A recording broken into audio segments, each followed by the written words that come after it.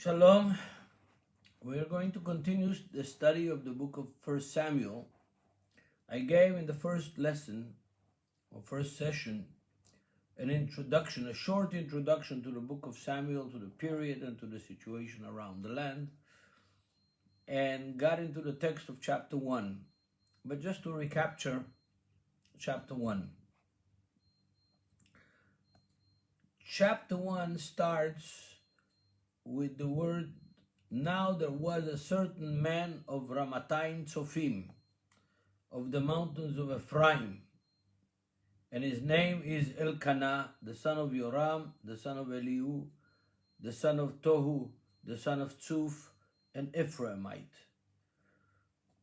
I pointed out that this man, if you follow his genealogy that is given here in this text, is from the descendants of Korach, those that rebelled against Moses and Aaron in the wilderness, and the land opened up and swallowed them up, the whole family of Korach. So apparently, not all the people in the family of Korach were there, or not all the people were swallowed by the land and died. This man's family survived, and he's living in Ephraim, not far from Jerusalem, in Ramatayim Tzofim, and he has two wives. One was named Hannah, and the other one was named Pnina. Pnina had lots of children, and Hannah had none. And every year they went at least one time, probably 3 times a year, to the tabernacle in Shiloh and worshiped there and ate meat. Now, this is to remind all of us that people did not eat meat very often in the ancient days in Israel. Why? There was no refrigeration. And the only time they would kill a calf, a cow, or a goat, or a lamb would be when there's a holiday, and when the family gathers together and can share from the animal that they slaughtered in order to eat. And so on the holidays they went, and in order to kill an animal before the days of King Josiah, which is several hundred years later, you had to have a Levite or a priest in order to kill the animal in a kosher way. Not anybody could kill.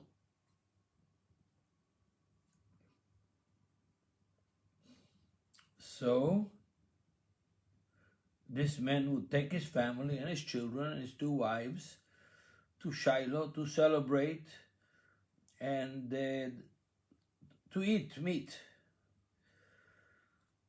Hannah had no children. For several years, she was barren. And a woman that is barren, even though her husband may love her a lot, even more than he loves his wife with children. We've had this example with our forefather Jacob, that he loved Rachel more than he loved Leah. Although Rachel had no children for many years, was barren, and Leah had already several children, at least 5 before Rachel gave birth, maybe 7 before Rachel gave birth. So Hannah goes there every year, and she's very sad because she sees Leah, and Leah is taunting her and teasing her and demeaning her because she has no children. So Hannah goes crying, sobbing. Eli, the high priest at Shiloh, is sitting there leaning on the doorpost of the tabernacle with his chair, and he thinks she's drunk. She explained to him that she's not drunk, but she's desperate for a child. And he gives us a few words of encouragement, and she goes back home and God answers her prayer, her sincere and very deep prayer, and she has a son. And for 3 years she doesn't go up with Elkanah and Pnina and her the family to Shiloh, because she wants to wean the child at the age of 3, and then take him and dedicate him to the Lord as she had vowed to do. And now we are in chapter 2. And chapter 2 starts with Hannah's prayer, or psalm, or prayer of praise to the Lord for hearing her prayer and giving her her requested son that she cried for before the Lord, and from the depths of our heart, asking the Lord to hear her prayer and answer her prayer. And I'm going to read a little bit of Hannah's prayer. It's a very interesting, very moving prayer, and it doesn't have to do so much with having a son, but it has to do with the redemption and salvation of the Lord, and the Lord being faithful in his promises to the people of Israel. That's what this prayer is about. And I'm trying to get more cable here for my iPad. So I'm going to read a few verses. And Hannah prayed and said, "My heart rejoices in the Lord. My horn is exalted in the Lord. I smile at my enemies because I rejoice in your salvation. No one is holy like the Lord, for there is none beside you. None is there any rock like our God. Talk no more so very proudly. Let no arrogance come from your mouth, for the Lord is God of knowledge, and by him actions are weighed. The bows of the mighty men are broken, and those who stumbled are girded with strength. Those who were full have hired themselves out of bread, and the hungry have ceased to hunger. Even barren has borne 7, and she who has many children has become feeble. The Lord kills and makes alive. He brings down to the grave and brings up. The Lord makes poor and makes rich. He brings low and lifts up. He raises the poor from the dust and lifts the beggars from the ash heap, to set them among princes, and among them inherit the throne of glory. For pillars of the earth are the Lord's. For the pillars of the earth are the Lord's, and he has set the world upon them. He will guard the feet of his saints, but the wicked shall be slain in the darkness, for by strength no man shall prevail. I'm going to stop here in verse 9 and go through it with a little bit finer. Hannah's prayer says, "My heart rejoices in the Lord. My horn is exalted in the Lord.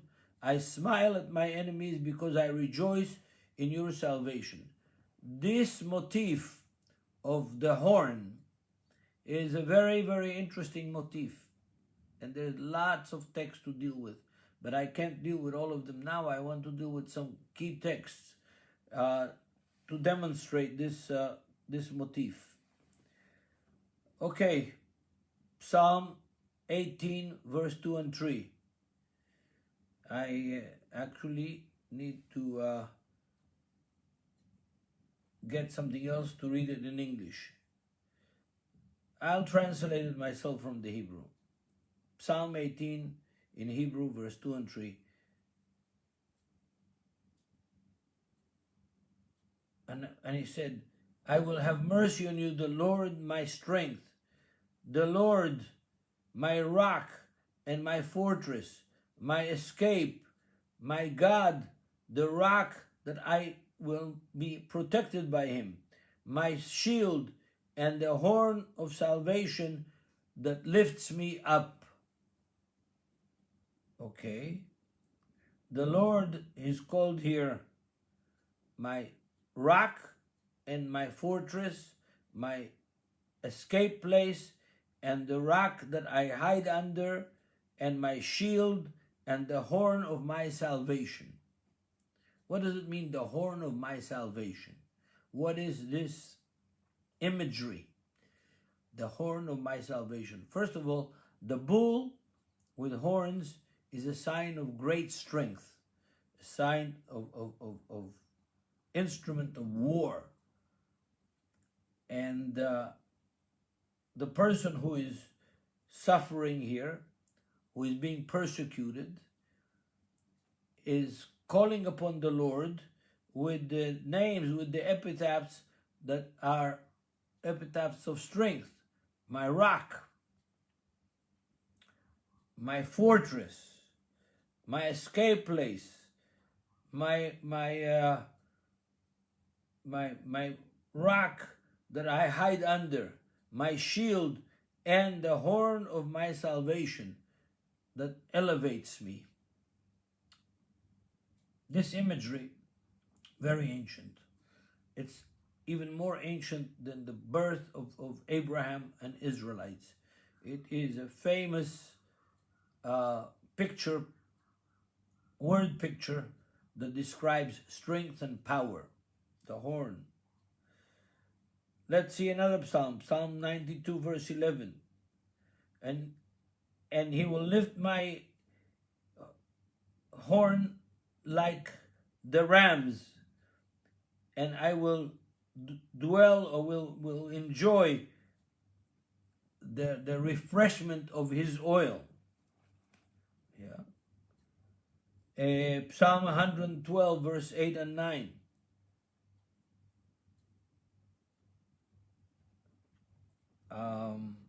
That I'm going to have to read in English. I don't think I can translate. I'm going to try to translate it, but I'm going to read it in English. In fact, what I'm going to do is I'm going to get another instrument here and read all of them in English. Do all of them in English. Okay? 1 second. I'll do all of them in English.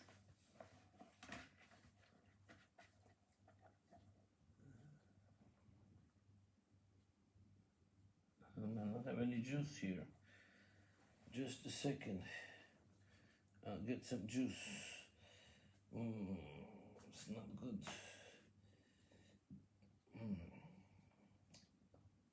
Okay, I found one. A cable here to get some juice. And this, I apologize.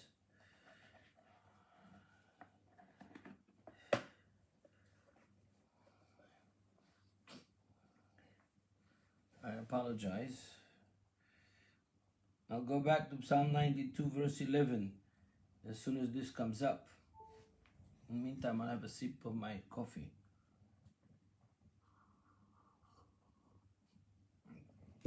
Okay.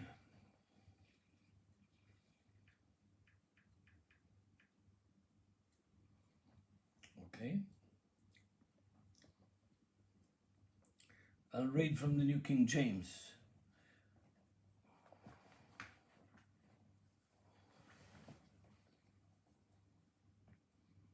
It'll come up.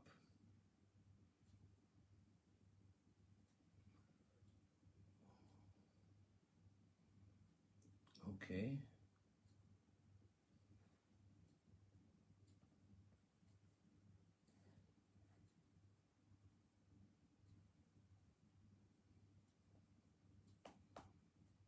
They don't want to cooperate with me.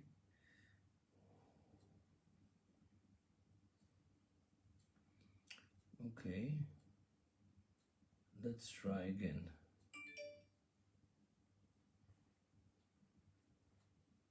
All right, now it works.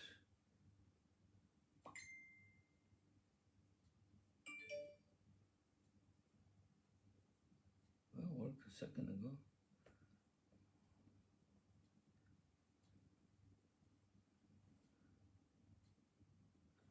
Now we'll go to the New King James.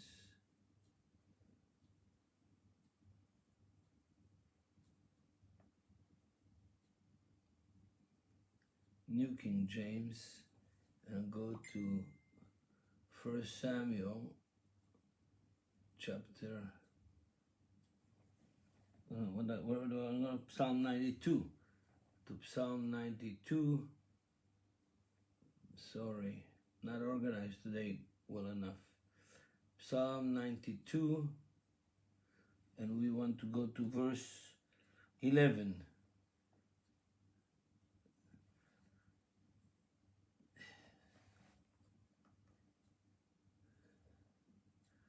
My eye also has seen my desire on my enemies. My ears hear my desire on the wicked who rise up against me. Yeah. Well, we're not in the same thing. Sometimes the Psalms jump one back, one forward. Let's see. What do we have? Psalms. Let's try 91, verse 11. No, it's not it. Let's try Psalm 93, verse 11. No, there's no verse 11. Psalms 92, verse 11. Let's go back. Maybe verse...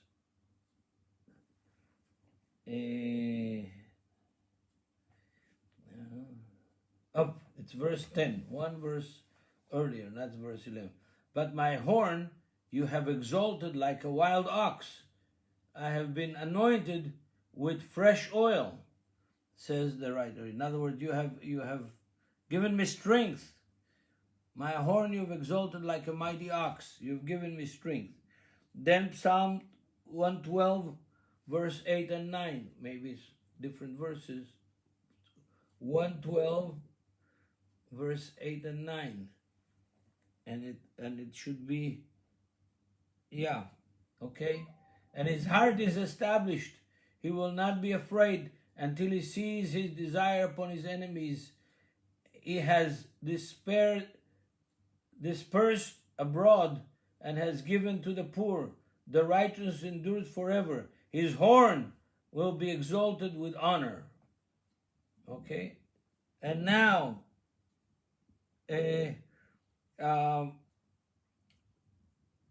from Luke chapter 1, in the description of Yeshua's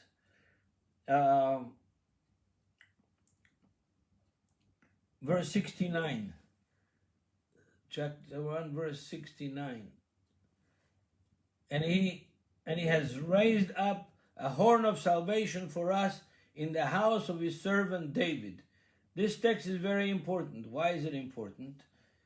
Because in the daily prayers of every Orthodox Jew in the world, a text is quoted from the Psalms, and the prayer is that God will raise for us, will bring up for us, will make it grow, the horn of salvation in the servant David.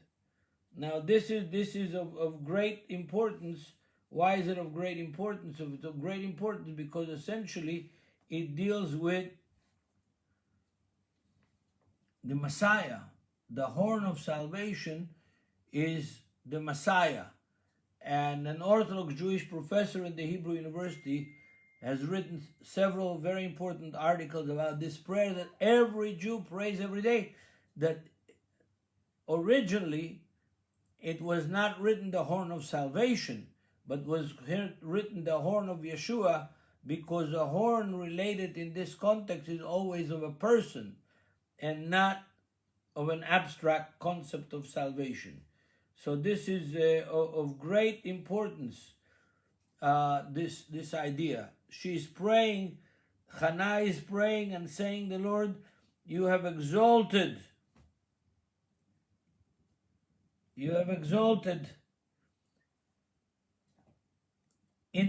my horn is exalted in the Lord. I smile at my enemies because I rejoice in your salvation. So it's connected with salvation. It's connected with rejoicing in salvation.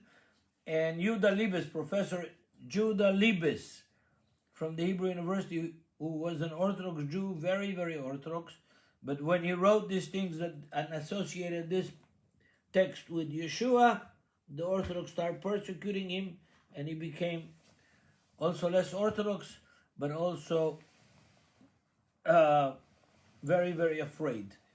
They spooked him with their threats. So this Hannah is praying this prayer and mentioning that the Lord has made her smile at their enemies and rejoice in God's salvation. And she's continuing in verse 2, no one is holy like the Lord, for there is none beside you, nor is there any rock like our God. So all these imagery in this prayer of Hannah have some messianic weight, load, because the Messiah is called a rock, yes. God is called a rock, yes. And the horn of salvation is associated with the Messiah, especially in the Hebrew, because it's related to the concept of the plant, the root, the plant, from Isaiah 11, from Jeremiah 23, verse 5 and 6. And so all of these imageries is kind of messianic in Hannah's prayer. Talk no more so very proudly.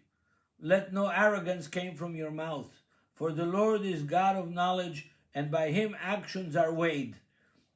Look, we can associate this prayer of Hannah and point them back at Pnina, that had children and was teasing her and for years was giving her a hard time.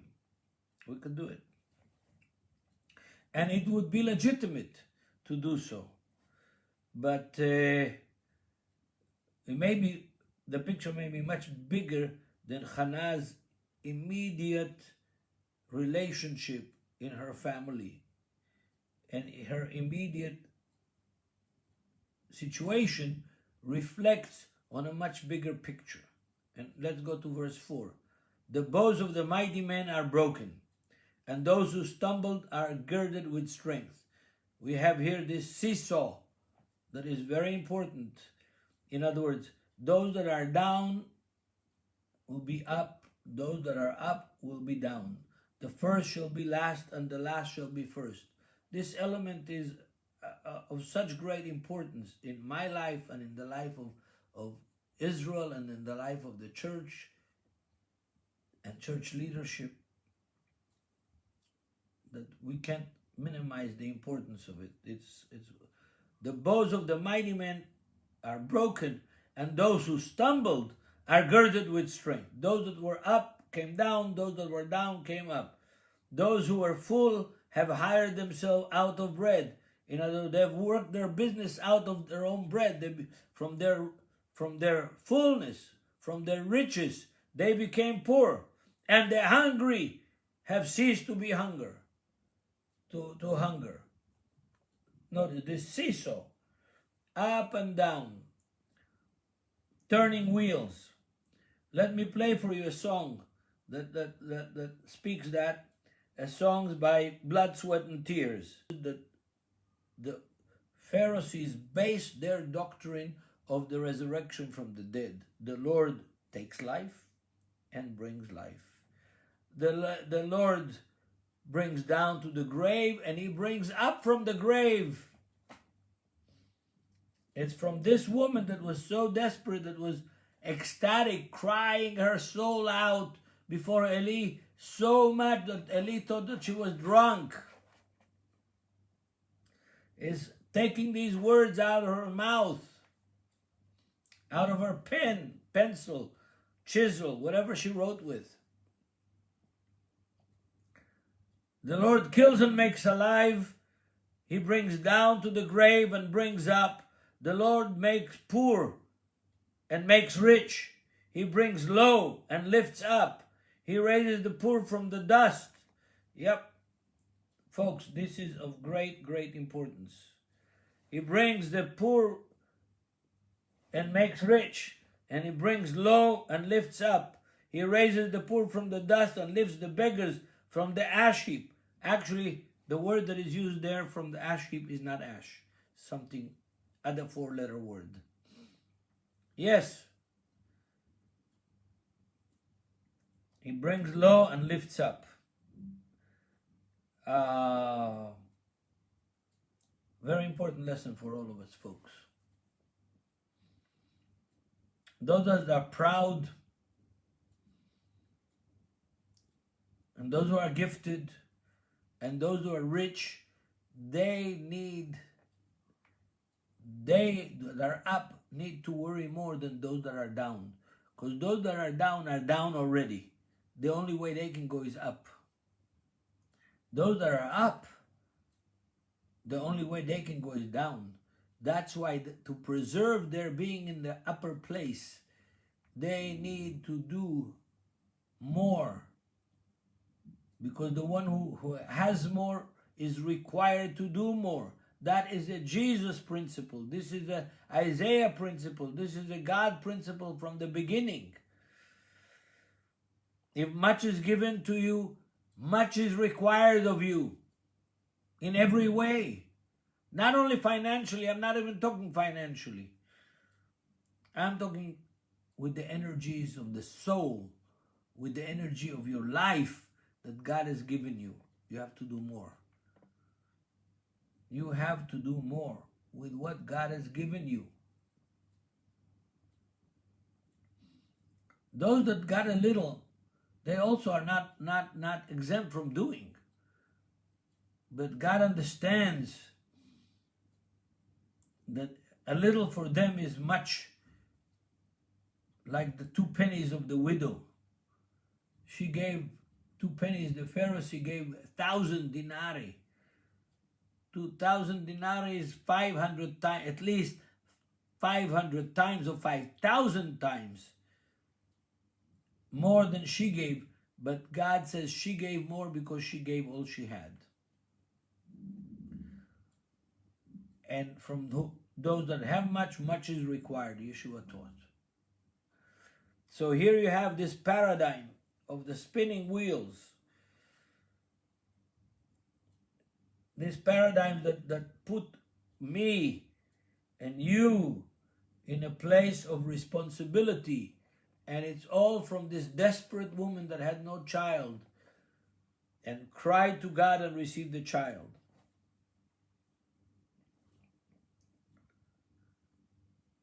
I'm going to read verse 8 and continue. He, the Lord, raises the poor from the dust and lifts the beggar from the ash heap, to set them among the princes and make them inherit the throne of glory. For the pillars of the earth are the Lord's, and he has set the world upon them. He will guard the feet of his saints, but the wicked shall be silent in the darkness. For by strength no man shall prevail, meaning by physical strength no man shall prevail. I'm repeating this verse. Verse 9, the end of verse 9 of Samuel chapter 2. By strength no man shall prevail. We've got this verse in so many different variants. So many different variants. We have this verse. Same idea. Yeah, same idea. In Hosea, not by horses and not by might. In Zechariah, by your spirit. Yes, all these cross references, the Bible has many of them in the Psalms, in the Proverbs, in Zechariah. Not by, by strength and not by might, but by your spirit, says the Lord. And in Amos, and in, so many texts that teach us the same thing. Yeah, physical ability, financial ability, military ability is not a guarantee of victory, success, or happiness. This woman that was desperate cried to the Lord. The Lord answered her plea. The Lord answered her plea because of her sincere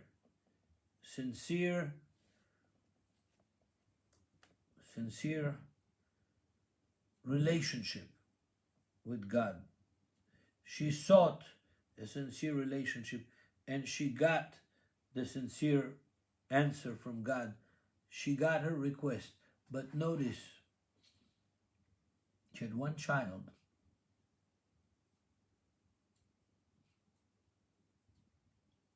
She made a vow that if God answers her prayer, she will give that child to the Lord's service.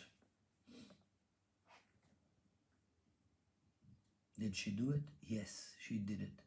Because she knew very well that if a person makes a vow to the Lord, he must keep it. He must keep it. And if he doesn't keep it, woe unto him. What God gave, God will take with vengeance. With vengeance, if you don't keep your vow.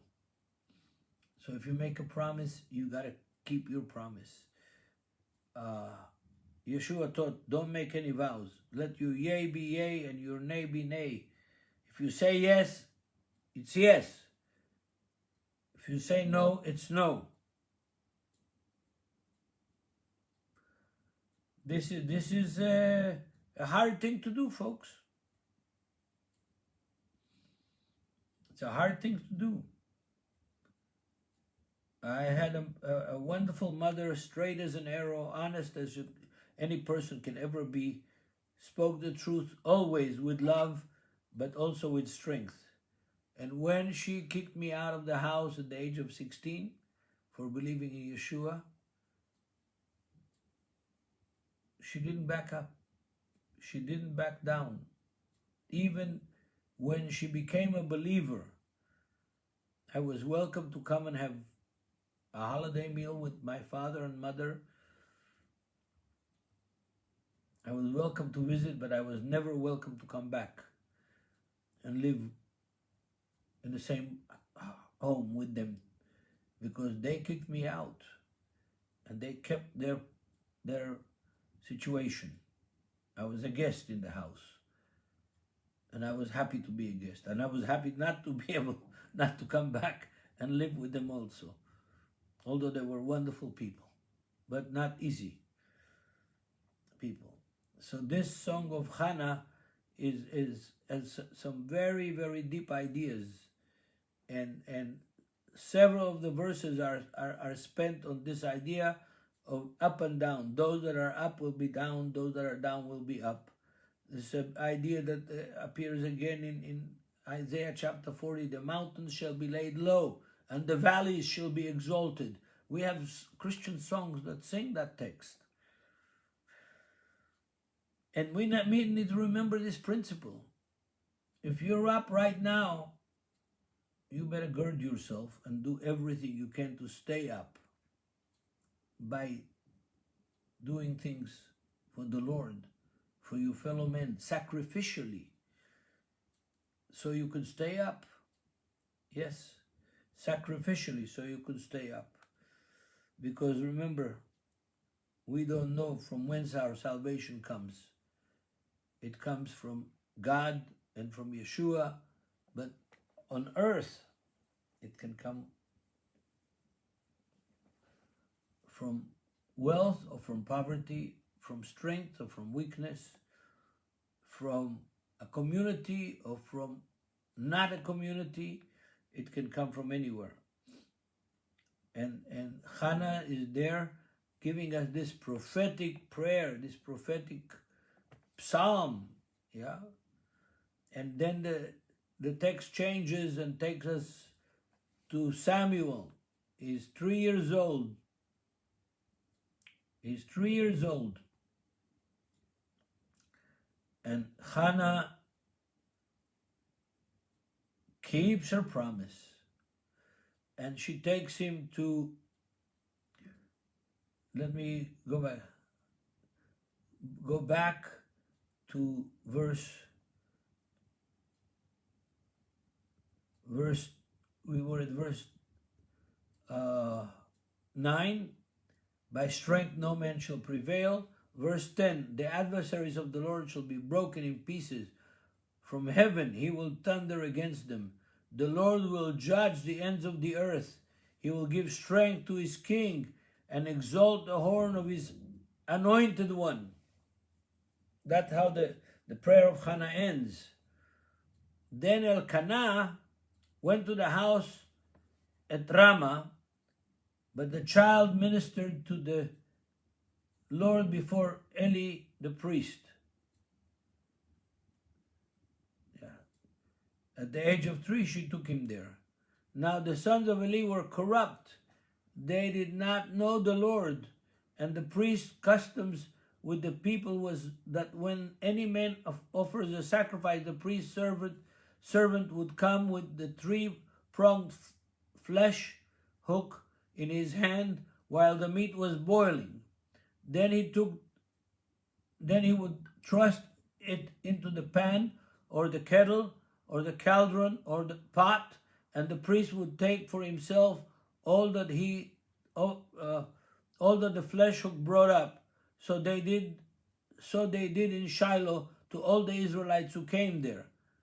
Also, before they burned the fat, the priest's servant would come and say to the men who sacrificed, "Give me meat for roasting to the priest, for he will not take boiled meat from you, but raw." But if the men said to him, "They should really burn the fat first, then they may take as much as your heart desire," he would then answer him, "No, but you must give it now. If not, I will take it by force." Therefore the sin of the young men was very great before the Lord, for the men abhorred the offering of the Lord. Let me stop here for a minute. What do we have here? We have here religious priests. Priest starts with the word P, and pastor starts with the word P.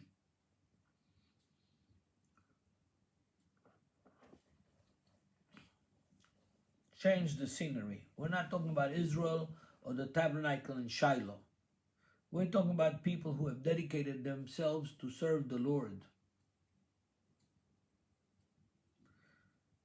In a modern context, in church, not in a temple, not with burnt sacrifices, but with sacrifices that are no less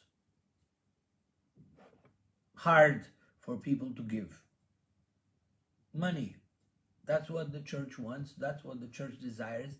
Today we don't have animal sacrifices, but we are encouraged with the words of sacrificial giving. And here you have a situation where God set an order and told us how to do it,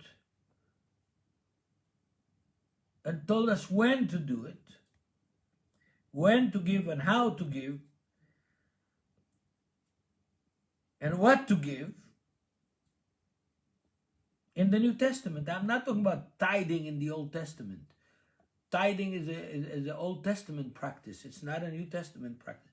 You don't have tithing commanded to the church. You have, let each one give according as he has purposed in his heart. That's in 1 Corinthians chapter 16, first verses. Purpose in his heart. The Hebrew word is truma. A tithe is the Hebrew word, the biblical word for tithing is maaser. Maasrot, maaser. Truma is a contribution. There is no limit on what you give truma. You give truma as you purposed in the heart, and that is taken from this phrase, purpose in the heart, kasher idvenu libo, is from the Torah. So these children of Eli, the high priest, who were priests themselves, were not satisfied with getting whatever God instructed them to get, and that is cooked meat. They wanted the fresh meat. Why did they want the fresh meat? So they could sell it probably in the marketplace. Probably, I don't know. But it was not commanded them to get the fresh meat, but meat that was already being cooked for consumption of the people who brought the sacrifice, and the poor and the priest. But they wanted fresh meat, and the meat that they chose to get.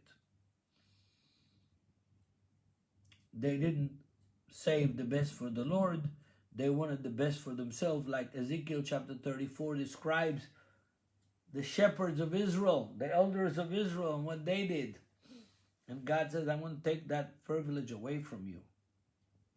And you know what? I have seen it happen. I have seen it happen with my own eyes, and you have too, if you have discerned that it's happening. I still have a friend that was one of the top, most successful, had the biggest church in the United States. A pastor, a wonderful man. We went on vacation together in the Greek islands. He paid for it with his wife and my wife. And we had a good time together. And every promise he made to me, he kept. I have nothing bad personally to say about him, not at all. He's one of the few preachers, pastors, that everything he promised to me personally, he kept. He did. He did. But he also did some things not to me, and not to my family, and not to Netivyah, but generally speaking, he did something similar to what the sons of Eli did.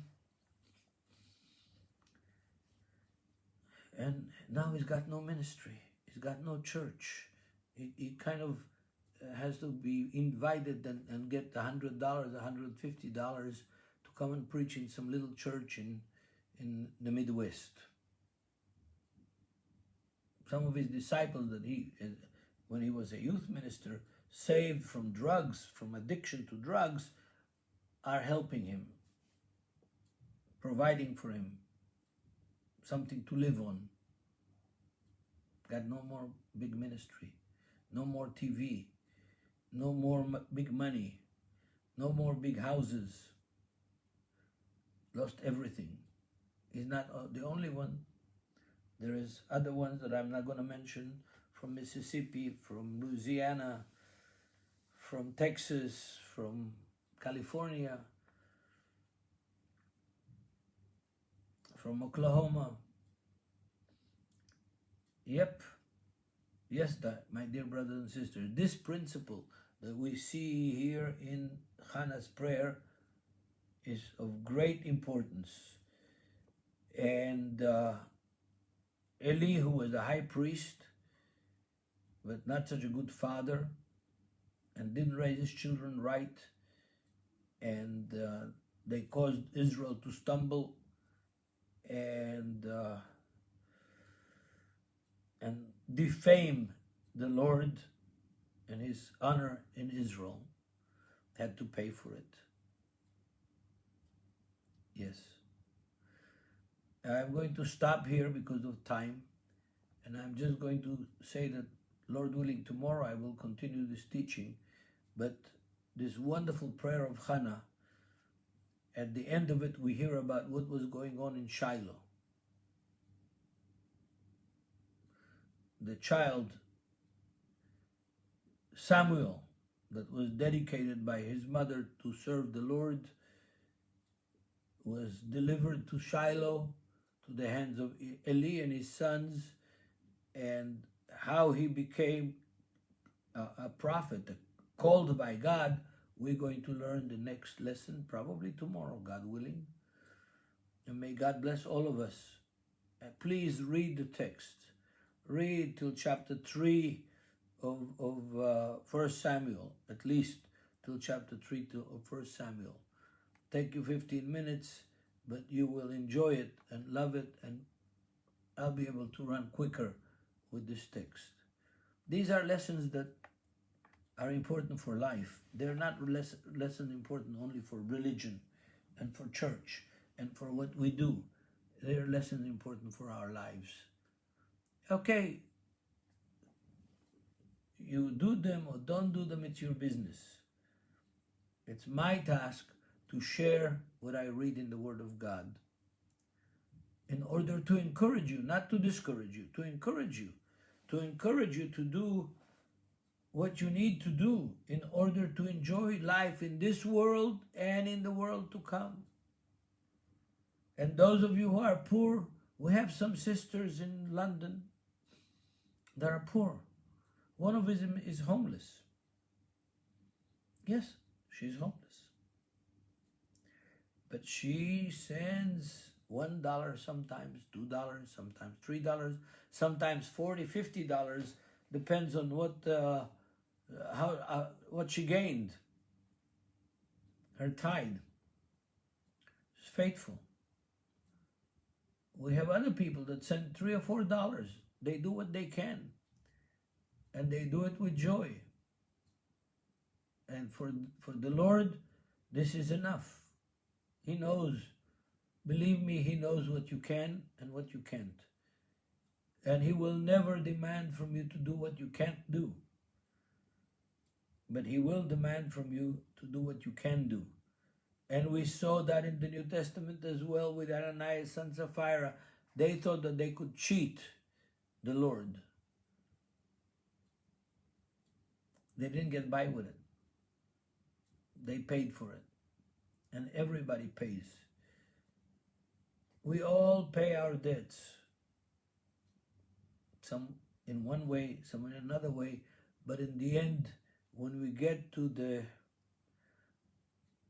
Judgment Day, our accounts will be exact, squared, and we need to know this. So if you're poor, it's okay. Don't worry. If you give 10 cents out of $1, you gave more than a lot of people that can give much more and don't give. If you give a cent out of your heart, it's more than giving 10,000 not out of your heart in order to show off or to be considered big shot in the church. Yes. Why we do things and how we do things are as important as what we do.